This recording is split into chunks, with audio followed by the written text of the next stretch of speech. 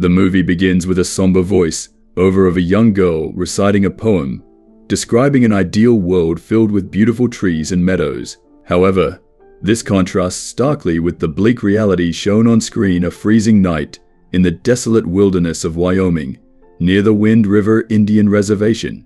A Native American girl is seen sobbing and running barefoot through the snow. The scene shifts to the following day, where we meet Corey Lambert, a quiet man and non-native hunter, camouflaged in white as he shoots a wolf. Corey works for the Fish and Wildlife Department, killing dangerous wildlife. Later, he visits his ex-wife in Lander to pick up their son, Casey. Corey's ex-wife is Native American, and while they seem to have an amicable relationship, both parents show signs of being overly protective of their son. Corey takes Casey to the Indian reservation so he can stay with his maternal grandparents while his mother is away. Casey's grandfather informs Corey about a predator in the area that recently killed one of his steers. From the tracks, Corey deduces that it was a lioness and her 2 cubs, showcasing his expertise in tracking animals.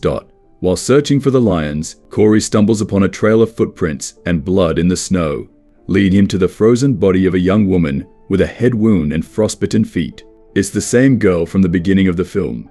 Corey immediately reports the discovery to the reservation tribal police, who in turn notify the FBI. Corey and Ben, the tribal police chief with only 6 officers to cover the entire reservation, await the arrival of the FBI. Soon, Agent Jane Banner arrives in the middle of a snowstorm.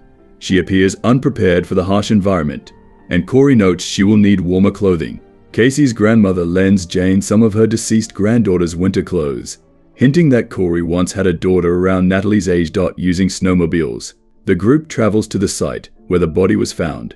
Corey identifies the victim as 18-year-old Natalie Hansen. Upon closer examination, Jane notices blood near the victim's crotch, leading her to suspect a PE. She asks Corey where Natalie could have been running from, and he mentions 2 possible locations: a nearby CK house and a drilling rig. By studying the footprints, Corey recreates Natalie's final moments.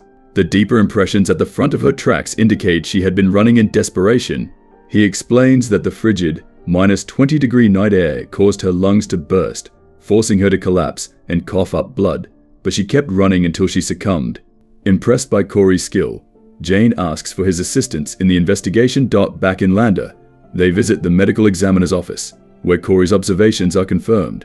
The examiner also reveals that Natalie had been sexually assaulted, though the exact number of assailants is unclear. Jane feels compelled to solve the case. However, the death isn't classified as a homicide, which limits her ability to have an official FBI investigation.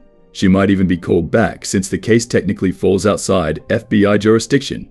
Jane, Corey, and Ben visit Natalie's parents, Martin and Annie. It is here we learn that Natalie had a boyfriend, though her father didn't even know his name. Jane becomes frustrated with Martin, criticizing his lack of involvement in his daughter's life, which infuriates the grieving man. Meeting with Natalie's mother is equally difficult. Annie is so devastated by the loss of her daughter that she is harming herself. On the other hand, Corey, one of Martin's closest friends, tries to comfort him by sharing his own experience with losing a daughter, encouraging him to face and embrace the pain. As they talk, Martin lights a cigarette and asks Corey to seek vengeance, a motive Corey likely shares. In their search for more clues, Corey, Jane, and Ben visit the closest house to the crime scene, the rundown home of Sam Littlefeather, a known DGACT. When they confront Sam, he immediately releases a chemical fog, causing Jane and Ben to collapse, coughing uncontrollably. 2 other junkies attempt to flee, but are stopped by Corey, who knocks them down with a shovel.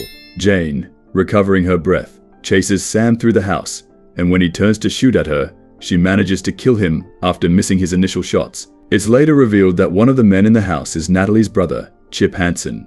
Distraught by the news of his sister's death, he becomes emotional. His vague comments help Jane realize that Natalie's boyfriend was a white non-local man. Meanwhile, Corey discovers snowmobile tracks leading up a hill near the house. Since Natalie's body was found beyond this hill, he and Jane follow the trail. As they climb the hill, they come across another body partially buried in the snow, a man, partly eaten by hawks. Back at the cake house, the junkies refuse to give up any information, seemingly preferring jail over life on the reservation. However, Corey, who has known Chip since childhood, decides to speak to him directly. Chip blames the harsh environment for what happened to him and his sister, while Corey points out that Chip had opportunities to leave, such as through college or the military. Unlike many locals, when Chip accuses Corey of failing to protect his own daughter, their conversation turns violent and Corey punches him. Eventually, Chip reveals the name of Natalie's boyfriend Matt, a security guard at one of the nearby drill sites, roughly the same age as Corey. Corey relays this information to Ben, who invites him to join the team heading to the drill site the next day. Corey declines, hinting at his own plans. Later, Jane stops by Corey's place and informs him that the dead body they found belongs to Matt Rayburn, the same security guard Chip had mentioned earlier. Jane begins to understand why Corey is so invested in the investigation after noticing pictures of his late daughter. At this point, Corey begins narrating the tragic story of his daughter, Emily. Something similar to what happened to Natalie occurred with Emily 3 years ago when she was just 16. Corey, who was working as a salesman at the time, had planned a quiet evening in a hotel with his wife. However, their night was cut short when they received a call from Natalie, Emily's best friend, informing them that Emily had gone missing. Corey ends the story by revealing that his daughter's body was eventually found, torn apart by wolves. For the past 3 years, Corey has been trying to suppress his emotions, but he finally breaks down. It becomes evident that this event contributed to his divorce. Their relationship, after the tragedy, was likely strained and haunted by the memory of their daughter. The incident also pushed Corey to become a hunter, perhaps to kill the wild animals that feasted on his daughter, or maybe to track down her potential killers. Jane, visibly shaken by the story, excuses herself to the bathroom, overwhelmed by the horrors of the area. During her time there, she comes across one of Emily's poems, revealing her talent for writing. It's at this moment that the audience realizes the voice-over from the film's beginning was Emily reciting her own poem. The following day, Corey returns to the hill to further investigate Matt's murder, while Jane and Ben travel to the oil drilling camp with 4 deputies. They are greeted by the head of the security team. When asked about Matt's whereabouts, the head guard says he was hoping they would know because Matt has been missing since an argument with his girlfriend a few days earlier. Jane takes note of the bruises on his face, as well as on the other guards who arrived shortly after. Their excuse is that the injuries were caused by running into trees while sledding in the area, but Jane remains unconvinced. On their way to Matt's trailer, Jane pulls a clever deception, telling the guards that Natalie is still alive and has reported her boyfriend missing. The lead security guard is caught off guard and claims that's impossible because he heard they found her body on the radio.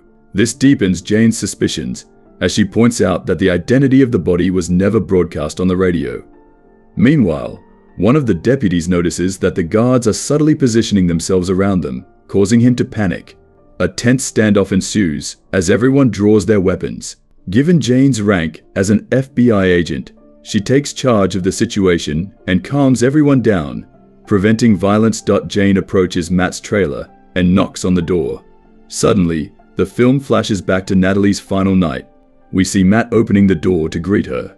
After they share a warm embrace and kiss, the scene shifts to them lying in bed, discussing their future together. Their conversation is interrupted when Matt's intoxicated co-workers arrive at the trailer. Natalie quickly pulls the curtains shut, but one of the men, Pete, who is clearly drunk, yanks them open and begins taunting the couple, asking what they've been up to. Pete starts fooling around, trying to peek under the covers, which enrages Matt, who leaps out of bed and shoves him away. But Pete refuses to back off, taunting Matt while saying he wants to join in. Meanwhile, another man hurls a racial slur at Natalie, prompting her to slap him. Taking advantage of the chaos, Pete pulls down Natalie's pants. After Matt lands a few punches on Pete, the situation escalates and a brawl erupts between the group.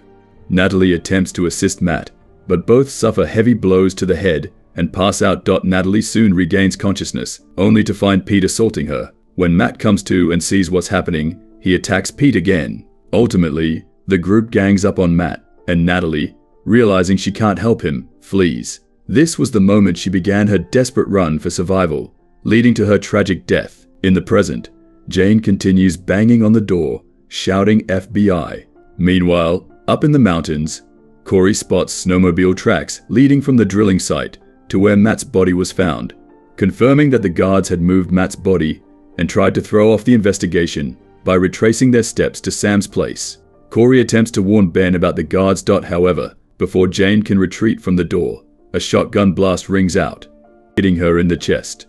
The security guards open fire on the tribal police officers, sparking a massive shootout. The guards gain the upper hand and kill all the officers. Though injured, Jane survives thanks to her bulletproof vest. As she tries to reload her weapon, the lead guard takes it from her. Just as he's about to pull the trigger, a shot takes him out. Corey, hidden in the snow, is the unexpected marksman. The other guards begin searching for Corey, but he picks them off one by one. Corey then fires into the trailer, hitting another guard, but Pete escapes through the window, fleeing toward the mountains. After providing Jane with first aid, Corey sets out to track down Pete. Hearing the snowmobile's engine, Pete panics, scanning the area. Before he can react, Corey knocks him out with his rifle.